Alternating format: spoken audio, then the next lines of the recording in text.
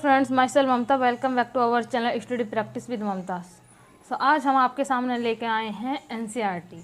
ठीक है, NCERT Hindi medium. इस आज से हम स्टार्ट करेंगे सिविक्स यानी पॉलिटिकल साइंस का पहला चैप्टर एनसीईआरटी क्लास 6 से। ठीक है, आई होप कि आपको समझाने में मैं सफ़र रहूँ। ठीक है, सो मैं पहले इसकी विशेष सूची को बता देती हूँ, यानी कि इंडेक्स बता देती हूँ कि इसमें कौन कौन से चैप्टर आने वाले हैं और हम पॉलिटिकल साइंस में क्लास 6 में कौन कौन से चैप्टर पढ़ते हैं। ठीक है, नंबर 1 विविधता की समझ। ठीक है, पहले हम ये पढ़ेंगे कि विविधता की समझ। उसके बाद अध्याय 2 विविधता एवं भेदभाव। ठीक है, अध्याय 3 में हम पढ़ेंगे सरकार क्या है, और अध्याय 4 में हम पढ़ेंगे लोकतांत्रिक सरकार के मुख्य तत्व, और हम अध्याय 5 में पढ़ेंगे पंचायती राज। अध्याय 6 गांव का प्रशासन, यानी गांव का प्रशासन कैसा होता है, गांव में क्या नियम होते हैं, क्या कानून होते हैं। उसके बाद हम अध्याय 7 में पढ़ेंगे नगर प्रशासन, यानी कि जो शहरीकरण होता है, शहर का जीवन होता है, शहर का नगर का प्रशासन कैसा होता है, वो सब। ठीक है, उसके बाद हम पढ़ेंगे अध्याय 9 में 8 में ग्रामीण क्षेत्र में आजीविका, यानी जो आजीविका क्या होता है, हमारे साधन, रहने के साधन। ठीक है, और अध्याय 9 में हम पढ़ेंगे शहरी क्षेत्र की आजीविका। ठीक है, तो आज हम स्टार्ट करेंगे इसका पहला चैप्टर, यानी पहला चैप्टर कौन सा है, विविधता की समझ। ठीक है, तो चलिए हम स्टार्ट करते हैं आज का पहला चैप्टर।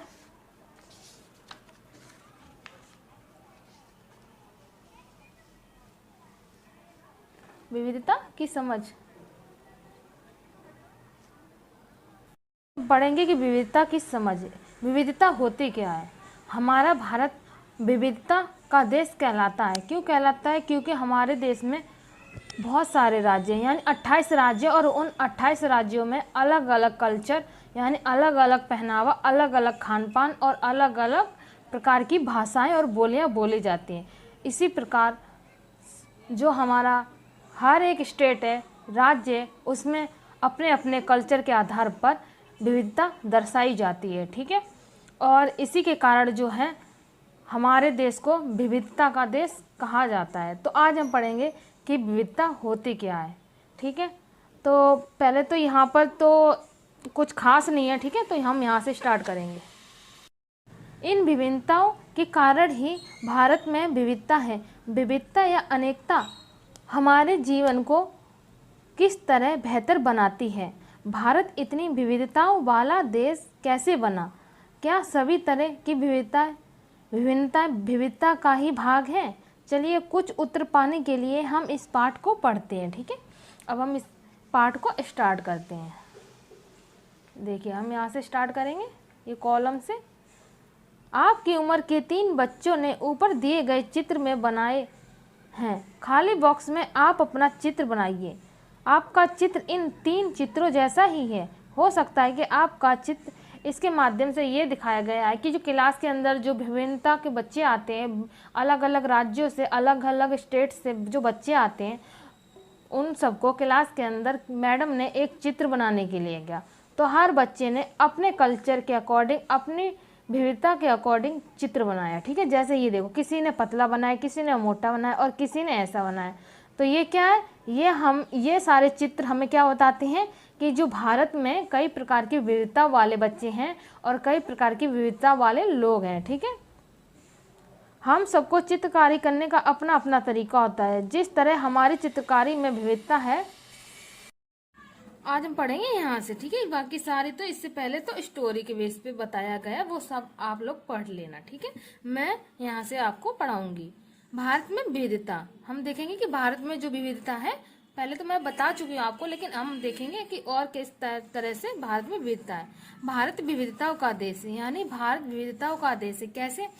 अब देखिए, भारत में 28 राज्य, उन हर राज्यों में अपनी एक अलग भाषा है, और भाषाओं के अलावा भी वहाँ पे अनेक सारी बोलियाँ बोली जाती है। ठीक है, और इसके अलावा भी वहाँ का खान पान, वहाँ का रहन सहन, वहाँ के कपड़े, ठीक है, ये सब जो सारे मिलकर जो बनाई जाती है, वो क्या कहलाती है, हमारी विविधता है। ठीक है, हम विभिन्न भाषाएं बोलते हैं। अब देखिए, हर एक राज्य में अपनी एक अलग भाषा है, ठीक है, और उसके अलावा भी वहाँ पे कई सारी बोलियां हैं, ठीक है।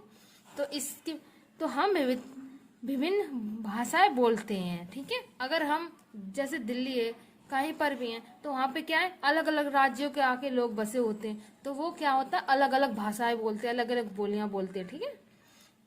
विभिन्न प्रकार का खाना खाते हैं।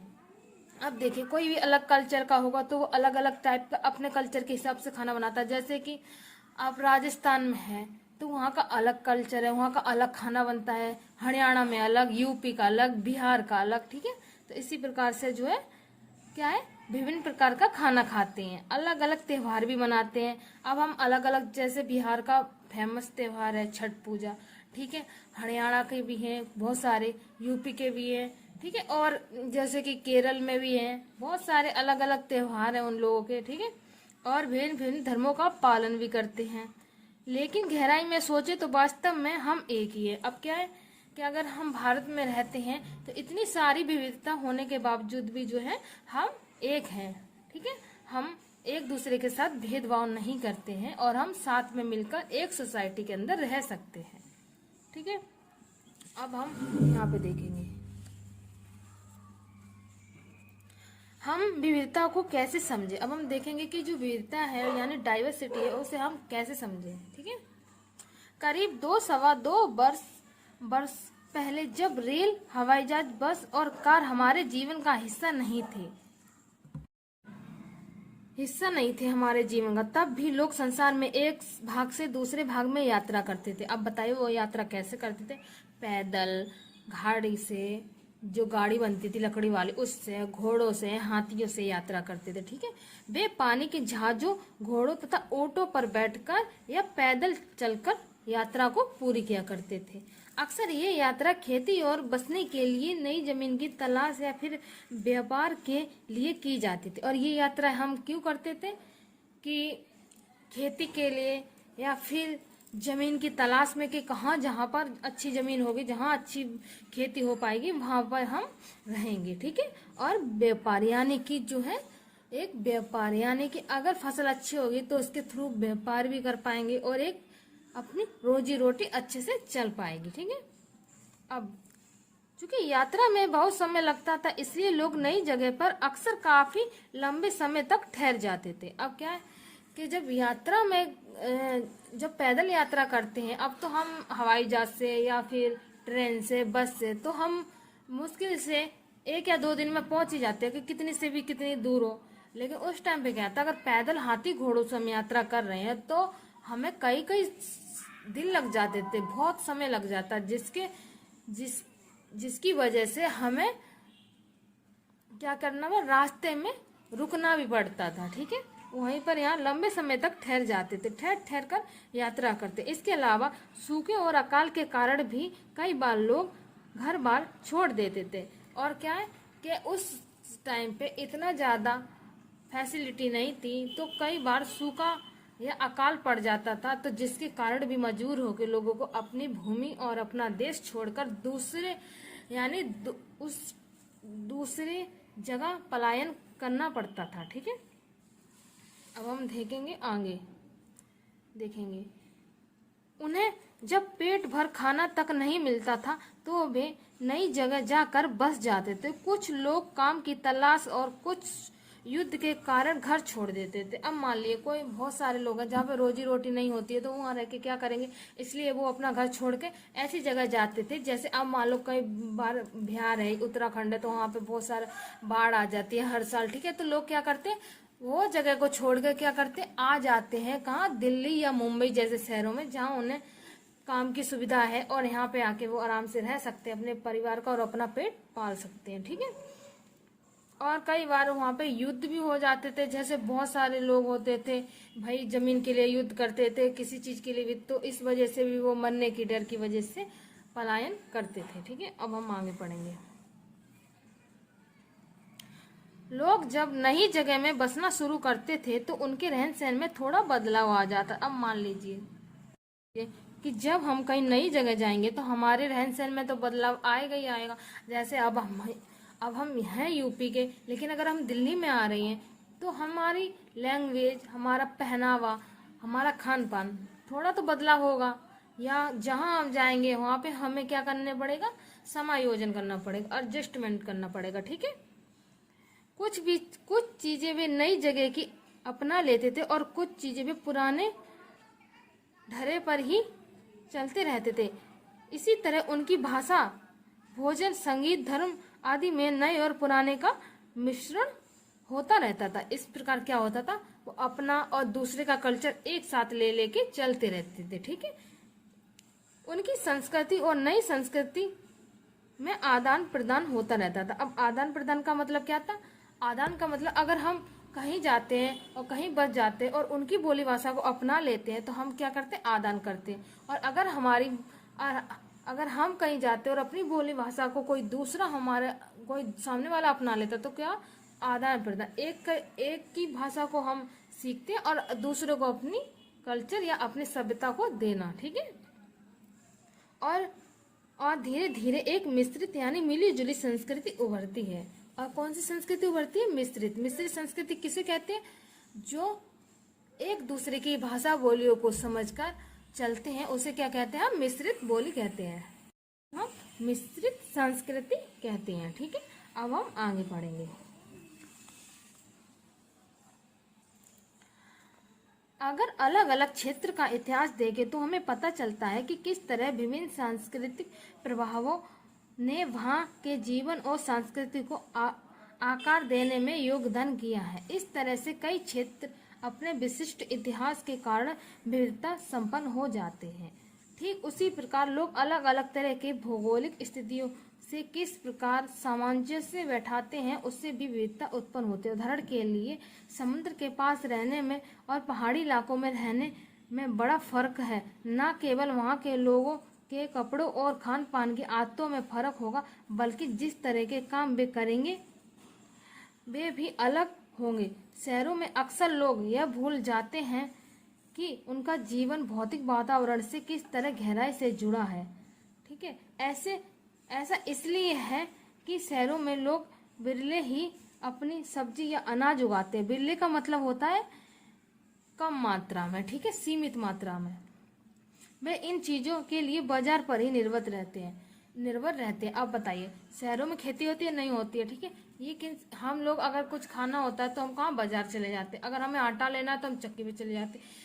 ठीक है, हम गेहूँ यहाँ उगाते नहीं है। हम जो भी आता है शहर में वो कहाँ से आता है, गांव से आता है। ठीक है, तो शहर के जो लोग होते हैं वो किस पे मतलब निर्भर रहते हैं, बाजार पे। ठीक है, यानी कि जो शहर होते हैं वहां पर खेती बाड़ी ज्यादा होती नहीं है, इसलिए लोग किस पे रहते हैं, बाजारों पे निर्भर रहते हैं या दुकानों पे निर्भर रहते हैं। आइए भारत के दो भाग लद्दाख और केरल के उदाहरण के जानिए कि यह समझने की कोशिश करें कि किस क्षेत्र की विविधता पर उनके ऐतिहासिक और भौगोलिक कारकों का असर पड़ता है। अब हम किन दो भागों की, लद्दाख और केरल। ठीक है, अब हम लद्दाख और केरल के बीच में विविधता का क्या असमंजस है, ठीक है, उसे समझने की कोशिश करेंगे। ठीक है,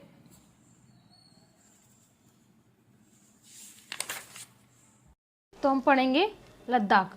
जम्मू और कश्मीर के पूर्व हिस्से में पहाड़ियों में बसा एक रेगिस्तानी इलाका है। लद्दाख क्या है, जम्मू और कश्मीर के पूर्वी हिस्से में, ठीक है, कहाँ पर, पूर्वी हिस्से में, पूरब की ओर बसा क्या, एक पहाड़ी इलाका, यानी पहाड़ों पे है। ठीक है, एक रेगिस्तानी इलाका है। कैसा है, रेगिस्तानी। यहाँ पर बहुत ही कम खेती संभव है। यहाँ यानी कि जो लद्दाख है एक ठंडा प्लेस है, ठीक है, वहाँ पे बहुत सारी बर्फ़ होती है, इसलिए वहाँ पर जो है खेती करना संभव नहीं है, क्योंकि इस क्षेत्र में बारिश बिल्कुल नहीं होती है और यह इलाका हर वर्ष काफ़ी लंबे समय तक बर्फ़ से ढका रहता है। क्या होता है यहाँ पर, जो लद्दाख जो वहाँ पर बर्फ़ होती है बहुत सारा, क्योंकि वो पहाड़ों पे है, पहाड़ी इलाका है। ठीक है, यहाँ पर जो है खेती करना संभव नहीं है।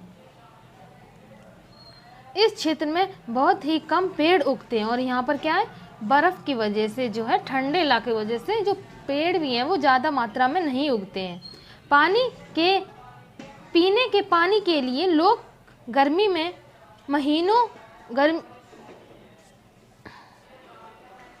पीने के पानी के लिए लोग गर्मी के महीनों में पिघलने वाली बर्फ पर निर्भर रहते हैं। अब देखिए कि वहाँ पर इतना ज़्यादा बर्फ़ गिरती है कि वहाँ पर पानी नसीब नहीं होता है। लोग क्या कहते हैं, अगर उन्हें पानी पीना है तो उनको इंतज़ार करना पड़ता है, और वहाँ पर जो बर्फ़ पिघलती है वही एक पानी बनती है और उसी को ही वो लोग पीते हैं, क्योंकि वहाँ पर पानी नहीं है, हर जगह बर्फ़ ही बर्फ़ है और वो बर्फ़ मेल्ट होती है तो पानी पीते हैं वो लोग। ठीक है, यहाँ के लोग एक खास किस्म की बकरी पालते हैं जिससे पश्मीना ऊन मिलती है। अब क्या करते हैं, लद्दाख के लोग जो है खास किस्म की बकरी को पालते हैं, ठीक है, जिससे उन्हें क्या मिलती है, ऊन। उस ऊन का नाम क्या है, पश्मीना ऊन। यहाँ यह ऊन कीमती है। यह ऊन कितनी है, यह ऊन कॉस्टली मिलती है वहाँ पर, ठीक है, कीमती होती है, नॉर्मल ऊन से ज़्यादा कीमती होती है, इसलिए पश्मीना शॉलें बड़ी महंगी होती हैं और इससे क्या बनाई जाती हैं, पश्मीना शॉल बनाई जाती है। लद्दाख के लोग बड़ी सावधानी से इस ऊन को इकट्ठा करके कश्मीर के व्यापारियों को बेच देते हैं। अब क्या करते, जो लद्दाख के लोग होते हैं इस ऊन से खुद नहीं बनाते, क्या करते, कश्मीर जाके कश्मीर के व्यापारियों को ये ऊन बेच देते हैं एक अच्छे दामों में। ठीक है, मुख्यतः कश्मीर में ही पश्मीना शॉलें बुनी जाती हैं और उस ऊन से कश्मीर में ही बेच देते हैं और कश्मीर वाले ही लोग क्या बनाते हैं, उस ऊन से पश्मीना शॉलें बनाते हैं। अब हम देखेंगे पश्मीना शॉलों की खास बात क्या है जो ये ऊन इतनी महंगी मिलती है। ठीक है, यहाँ के लोग दूध से बने पदार्थ जैसे मक्खन, चीज, खास तरह के छेना एवं मांस खाते हैं। हर एक परिवार के पास कुछ गाय, बकरी और याक होती है। यानी लद्दाख के लोगों के पास क्या होते हैं, मांस खाने के लिए या दूध से बनी चीज़ों के लिए क्या होता है, गाय, बकरी और याक पालते हैं। ये लोग क्या पालते हैं, गाय, बकरी और याक। रेगिस्तान होने का यह मतलब नहीं है कि व्यापारी यहाँ आने के लिए आकर्षित नहीं हुए। आप कह रहे हैं कि रेगिस्तान, लद्दाख रेगिस्तानी माना जाता है, तो इसका मतलब यह नहीं है कि यहाँ पर व्यापारी आ नहीं सकते। ठीक है, यहाँ आने के लिए व्यापारी आकर्षित होते हैं। ठीक है, अब हम इसको ऊपर पढ़ेंगे। लद्दाख तो व्यापार के लिए एक अच्छा रास्ता माना गया है। क्या, लद्दाख को व्यापार के लिए क्या माना गया है, एक अच्छा रास्ता माना गया है, क्योंकि यहाँ कई घाटियाँ हैं। क्यों, किस लिए, क्योंकि यहाँ पर कई सारी घाटियाँ हैं जिनसे गुजर कर मध्य एशिया के काफिले उस इलाके में पहुँचते हैं जिसे आज तिब्बत कहा जाता है। ठीक है, यह काफिले अपने साथ मसाले, कच्चा रेशम, दरिया आदि लेकर चलते हैं। लद्दाख के रास्ते ही बौद्ध धर्म तिब्बत पहुंचा। अब ये आपके एग्जाम में आने वाला क्वेश्चन है कि लद्दाख के रास्ते कौन सा धर्म जो है भारत पहुंचा। ठीक है, तो आप क्या बोलेंगे, आप बौद्ध धर्म। ठीक है, लद्दाख को छोटा तिब्बत भी कहा जाता है। आप पूछेंगे कि छोटा तिब्बत किसे कहा जाता है, तो किसे, लद्दाख को। ठीक है, करीब 400 साल पहले यहाँ पर लोगों का इस्लाम धर्म से परिचय। अब लद्दाख में कितने साल पहले इस्लाम धर्म का परिचय हुआ, 400 साल पहले। ठीक है, और अब यहाँ अच्छी खासी संख्या में मुसलमान रहते हैं। कहाँ पर, लद्दाख में अच्छी खासी संख्या में मुसलमान लोग भी रहते हैं। लद्दाख में गाने और कविताओं का बहुत ही समृद्ध मौखिक संग्रह है। तिब्बत का ग्रंथ केसर सागा लद्दाख में काफ़ी प्रचलित है। अब बोलेंगे कि तिब्बत का ऐसा कौन सा ग्रंथ है जो लद्दाख में प्रचलित है, तो आप क्या बोलेंगे, केसर सागा। उनके स्थानीय रूप को मुसलमान और बौद्ध दोनों ही लोग जानते हैं। उनका स्थानीय यानी वहाँ के स्थानीय रूप उनका क्या है, ये मुसलमान और बौद्ध दोनों लोग ही गाते हैं। ठीक है, और उस पर नाटक भी बनाते हैं। ठीक है, अब हम करेंगे केरल की बात। ठीक है, अभी हमने लद्दाख की बात पढ़ ली कि लद्दाख किस तरीके से और किन कारणों से प्रसिद्ध है और लद्दाख की खास चीज़ें क्या क्या है। ठीक, अब हम पढ़ेंगे कि तिब्बत क्या है, अब हम पढ़ेंगे केरल के बारे में। ठीक है, कि केरल जो राज्य है वो किस लिए फेमस है, केरल और लद्दाख के बीच में क्या डिफरेंसेस हैं। ठीक है, ये हम देखेंगे। केरल भारत के दक्षिणी पश्चिम कोने में बसा हुआ राज्य है। कहाँ पर बसा हुआ है ये, आप अगर इंडिया का मैप देखें तो कहाँ पे दक्षिण और पश्चिमी कोने में बसा हुआ है केरल, छोटा सा, ठीक है, सर्कल में देखा है। अब नीचे के साइड जाएंगे तो देखेंगे कि वहाँ पर छोटा सा एक केरल है, ठीक है। यह एक तरफ से समुद्र से घिरा है, किससे घिरा है? समुद्र से, और दूसरी तरफ पहाड़ियों से। इसके दूसरी तरफ क्या है? पहाड़ी है। इन पहाड़ियों पर विविध प्रकार के मसाले जैसे काली मिर्च, लौंग, इलायची आदि उगाए जाते हैं। तो क्या, एक तरफ पहाड़ियों से घिरा और दूसरी तरफ समुद्र से। तो ये क्या है? केरल किस लिए प्रसिद्ध है? मसालों के लिए। वहाँ पर विविध प्रकार के मसाले मिलते हैं, जैसे काली मिर्च, लौंग, इलायची आदि उगाए जाते हैं। इन मसालों के कारण यह क्षेत्र व्यापारियों के लिए ही बहुत ही आकर्षण बना। अब लद्दाख किस लिए बना था? पश्मीना शॉलों के लिए। और केरल किस लिए बना है? मसालों के लिए, ठीक है, फेमस। अब देखते हैं, सबसे पहले अरबी एवं यहूदी व्यापारी केरल आए। अब केरल, सबसे पहले आपसे ये प्रश्न पूछ सकते हैं आपके पेपर में कि सबसे पहले केरल में कौन आया? तो कौन बोलेंगे? यहूदी और अरबी एवं यहूदी व्यापारी केरल आए। ऐसा माना जाता है कि ईसा मसीह के धर्मदूत संत थॉमस लगभग 2000 साल पहले यहाँ आए थे। और क्या कहते हैं कि ऐसा माना जाता है कि ईसा मसीह के धर्मदूत संत थॉमस लगभग 2000 साल पहले कहाँ आए थे? केरल में आए थे। भारत में ईसाई धर्म लाने का श्रेय उन्हीं को जाता है। अब भारत में जो ईसाई धर्म लाए हैं उनका श्रेय किसको जाता है? ईसा मसीह के धर्मदूत संत थॉमस को, ठीक है। अरब से कई व्यापारी यहाँ आकर बस गए। इब्न बतूता ने, जो करीब 700 साल पहले यहाँ आया था। इब्न बतूता कब आया था? एक व्यापारी था। कब आया था? 700 साल पहले केरल में आया था, ठीक है। अपने यात्रा वृत्तांत में मुसलमानों के जीवन का विवरण देते हुए लिखा है कि मुसलमान समुदाय की यहाँ बड़ी इज्जत की जाती है। अब वो क्या कह रहे हैं इब्न बतूता कि जो उन्होंने अपने यात्रा, यानी उन्होंने जब यात्रा की थी तो उन्होंने उस यात्रा में लिखा है कि जो केरल के अंदर है मुसलमान के जीवन का विवरण देखते हुए लिखा है कि मुसलमान समुदायों की यहाँ बड़ी इज्जत की जाती है। केरल में किसकी? मुसलमानों की बहुत, उनकी कम्युनिटी की, उनके समुदाय की बहुत ही ज़्यादा इज्जत की जाती है, ठीक है। अब हम पढ़ेंगे यहाँ से। वास्को डी गामा पानी के जहाज से यहाँ पहुंचे तो पुर्तगालियों ने यूरोप से भारत तक समुद्र रास्ता बनाया।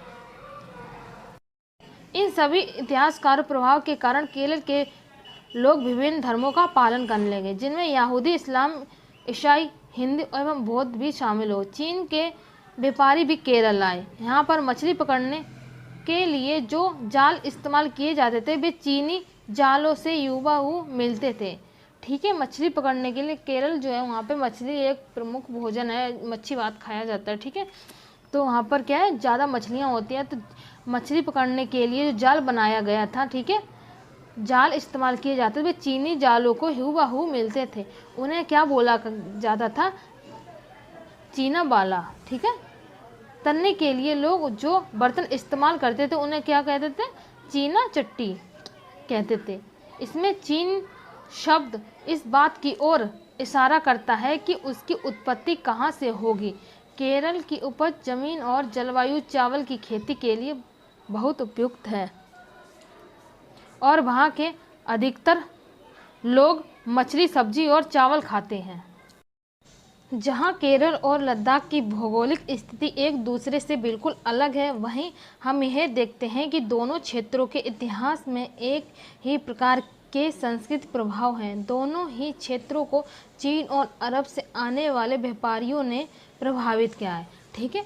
हमने देखा कि लद्दाख अलग है, ठीक है, और केरल अलग है। इन दोनों को अगर हम स्टेट के वाइज देखते हैं तो दोनों ही चीज़ें, स्थान अलग अलग हैं, लेकिन फिर भी क्या है, उनमें समानता है। क्योंकि देखिए, केरल की भौगोलिक स्थिति चीन और अरब से आने वाले व्यापारियों ने प्रभावित किया दोनों ही क्षेत्रों को, ठीक है। किसने? चीन और अरब से आने वाले व्यापारियों ने प्रभावित किया। जहाँ केरल की भौगोलिक स्थिति मसालों की खेती संभव बनाई गई, वहीं लद्दाख की विशेष भौगोलिक स्थिति उन ने व्यापारियों को अपनी ओर आकर्षित किया। अब लद्दाख में क्या चीज़ फेमस थी? मसाले। तो मसालों की वजह से व्यापारी जाते थे। और लद्दाख में क्या था? ऊन, पश्मीना शॉलें बनाई जाती थी, इसीलिए जो है व्यापारी लद्दाख में आकर्षित होते थे। ठीक है, इस तरह पता चलता है कि किसी भी क्षेत्र के सांस्कृतिक जीवन का उसके इतिहास पर भूगोल के प्रे गहरा रिश्ता है। विविध संस्कृतियों का प्रभाव के केवल बीते हुए कल की बात नहीं है। हमारे वर्तमान जीवन का आधार ही काम के लिए एक जगह से दूसरी जगह जाना है। हर एक कदम के साथ हमारे सांस्कृतिक रीति रिवाज और जीने का तरीका धीरे धीरे उस नए क्षेत्र का हिस्सा बन जाते हैं जहां हम पहुंचते हैं। ठीक है, जहां हम पहुंचते हैं। ठीक इसी तरह अपने आस पड़ोस में हम अलग अलग समुदाय के लोगों के साथ रहते हैं। अपने रोज़मर्रा के जीवन में हम मिलजुल कर काम करते और एक दूसरे के रीति रिवाजों परंपरा में घुल मिल जाते हैं। ठीक है, इसी प्रकार हम कहते हैं कि जो हम हैं अपने समाज में कई सारे राज्य के लोगों के साथ रहते हैं। जैसे कोई बिहार का, कोई बंगाल का, कोई यूपी से है, लेकिन हम क्या करते हैं? उनके साथ ढल जाते हैं, उनकी भाषा को अपनाते हैं, वो हमारी भाषा को अपनाते हैं, एक दूसरे के घर आते हैं, एक दूसरे के घर जाते हैं। ठीक है, तो ये हमारा क्या है? विविधता में एकता कहलाते हैं। ठीक है, अब विविधता में हम एकता पढ़ेंगे विविधता में एकता कैसे है। ठीक है, भारत की विविधता या अनेकता को उसकी ताकत का स्रोत माना गया। जब अंग्रेजों का भारत पर राज्य था तो विभिन्न धर्म, भाषा और क्षेत्र की महिला और पुरुषों ने अंग्रेजों के खिलाफ लड़ाई लड़ी। भारत ने स्वतंत्रता संग्राम में अलग अलग परिवेश के लोग शामिल थे। उन्होंने एकजुट होकर आंदोलन किया, इकट्ठे जेल गए और अंग्रेजों का अलग अलग तरीकों से विरोध किया। अंग्रेजों ने सोचा था कि वे भारत के लोगों में फूट डाल सकते हैं क्योंकि उनमें काफ़ी विविधताएं हैं और इस तरह उनका राज चलता रहेगा। मगर लोग ने यह दिखाया कि वे एक दूसरे से चाहे कितने भी भिन्न हों, अंग्रेजों के खिलाफ लड़ाई जाने वाले में भी सब एक है। अब ये क्या अंग्रेजों ने क्या सोचा था कि भारत जो है वो बहुत सारी विविधता है, अलग अलग राज्य, अलग अलग बोली है, अलग अलग भाषा है, तो ये इनमें एकता तो हो नहीं सकती है। तो अंग्रेजों ने क्या सोचा था कि हम इनके अंदर फूट डाल सकते हैं और ये हम मतलब ये एक होकर तो हमसे लड़ेंगे नहीं, क्योंकि इनकी बोली भाषा, इनका खान पान अलग है। तो अंग्रेजों ने क्या सोचा कि हम भारत पे शासन करते रहेंगे। ठीक है, लेकिन क्या हुआ? लेकिन हम विविधता को ना मानकर एक दूसरे के साथ मिलकर और हमने अंग्रेजों के खिलाफ लड़ाई की और क्या किया? अंग्रेजों को अपने देश से भगा दिया। ठीक है, अब देखिए यहाँ पर एक बहुत ही सुंदर सा कविता लिखी है। ठीक है, दिन खून के हमारे प्यारे ना भूल जाना, खुशियों में अपने हम पर आंसू बहा के जाना। शायद ने हमारे चुन चुन के फूल तोड़े, वीरान इस चमन में कोई गुल खिला के जाना। दिन खून के हमारे, गोली खा के सोए जलियांवाला बाग में हम, सूनी पड़ी कब्र पर दिया जला के जाना। दिन खून के हमारे, क्या कह रहे हैं कि जो हमारे स्वतंत्रता संग्राम में कई लोगों ने अपनी जान दी, यानी 1919 में जो जलियांवाला बाग हत्याकांड हुआ था तो उसमें भी कई सारे लोगों की एक साथ हत्या कर दी गई थी। ठीक है, तो ये सब उसी के ऊपर बताया गया कि अंग्रेजों ने हमारे देश पर कितने सारे जुल्म ढाए हैं। ठीक है, हिंद और मुसलमान की होती है आज होली, बहते हैं एक रंग में दामन भिगो के जाना। ठीक है, कुछ जेल में पड़े हैं, कुछ कब्र में गड़े हैं, दो बूंद आंसू उन पर प्यारे बहा के जाना। ठीक है, तो ये कविता के थ्रू बोला गया है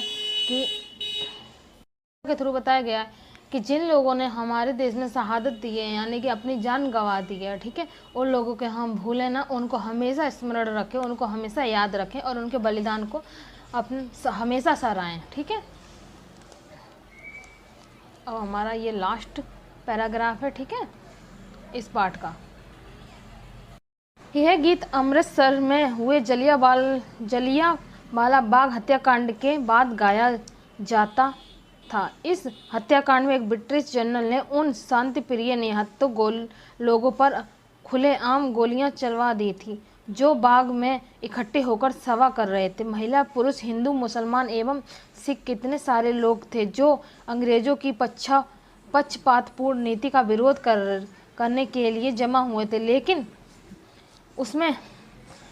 उसमें से बहुत लोगों की जान गई और उनसे भी ज़्यादा घायल हुआ। यह गीत उन शहीदों की याद में गाया गया है।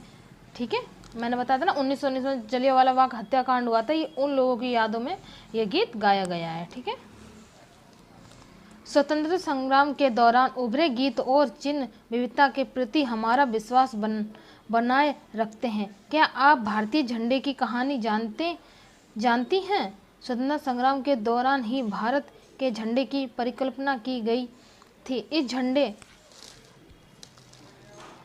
झंडे को सारे भारत में लोगों ने अंग्रेजों के खिलाफ इस्तेमाल किया था। जवाहरलाल नेहरू ने अपनी कविता भारत की खोज में लिखा कि भारतीय एकता कोई बाहर की थोपी हुई चीज़ नहीं है, बल्कि यह बहुत ही गहरी है, जिसके अंदर अलग अलग तरह के विश्वास और प्रथाओं को स्वीकार करने की संभावना है। इसमें विविधता को पहचान और प्रोत्साहित किया गया है। यह नेहरू ही थे जिन्होंने भारत की विविधता की एकता का वर्णन करते हुए अनेकता में एकता का विचार हमें दिया। ठीक है, नेहरू जी ने हमें क्या कहा है कि भारत में चाहे कितनी भी विविधता हो, लेकिन क्या है, अनेकता में एकता ही है। ठीक है, तो ये विचार किसका? हमारा जवाहरलाल नेहरू जी का। ठीक है, तो अब हम यहाँ पढ़ लेते हैं जो ये हमारा राष्ट्रीय गान के बारे में लिखा है। ठीक है, रविंद्रनाथ टैगोर द्वारा रचित हमारा राष्ट्रीय गान भी भारतीय एकता की ही एक अभिव्यक्ति है। राष्ट्रगान किस तरह से एकता का वर्णन करता है, इसे आप अपने शब्दों में लिखिए। अब आपने देखा होगा जो हम स्कूलों में राष्ट्रीय गान गाते हैं, तो आपने स्कूलों में देखा होगा कि जो हम राष्ट्रीय गान गाते हैं वो भारत में विविधता में एकता को दर्शाता है। ठीक है, उस राष्ट्रीय गान को किसने लिखा? रविंद्रनाथ टैगोर द्वारा लिखा गया था। ठीक है, इसी के साथ ही हमारा जो है पॉलिटिकल साइंस का हमारा पहला चैप्टर ख़त्म होता है। ठीक है, अगर आपको हमारी ये वीडियो अच्छी लगी है तो वीडियो को लाइक करें, शेयर करें, और अगर आप हमारे चैनल पर नए हैं तो वीडियो को सब्सक्राइब करना ना भूलें और बेल नोटिफिकेशन आइकन को प्रेस करें, जिससे हमारी आने वाली और वीडियो आप तक पहुंच सके। ठीक है, हम मिलेंगे आपको दूसरा पार्ट लेकर। ठीक है, अपनी अगली वीडियो में। जब तक के लिए बाय एंड टेक केयर।